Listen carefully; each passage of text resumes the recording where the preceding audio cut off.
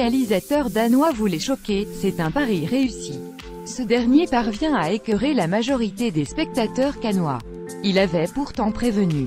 Le réalisateur connu pour ses films polémiques et controversés, à l'instar d'Antichrist présenté à Cannes en 2009, avait averti en tout début de séance que sa nouvelle œuvre The House That Jack Built n'était pas faite pour tout le monde.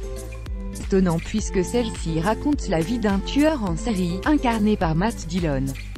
Pervers, dur, sadique voire trop odieux, le film a provoqué de vives réactions lors de sa projection à Cannes.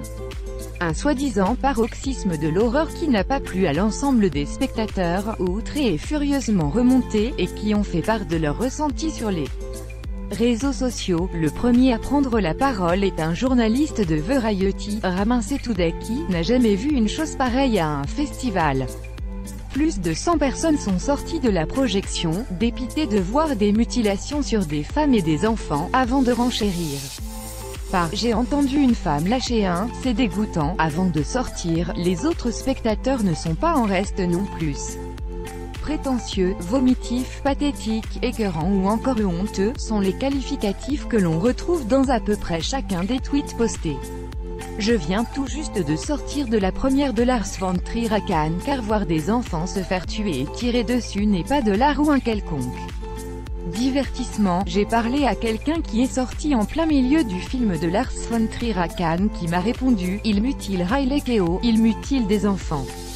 Et nous sommes là à regarder dans nos beaux costumes, pourquoi Lars von Trier ne peut pas juste réaliser un putain de film normal pour une fois?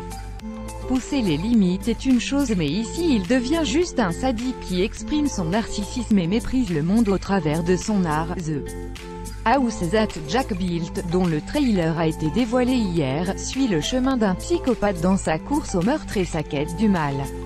Une histoire métaphysique sur le bien et le mal, ou tout simplement une ode grotesque et barbare au massacre et à la violence gratuite? Pour ça, on vous laissera juger par vous-même.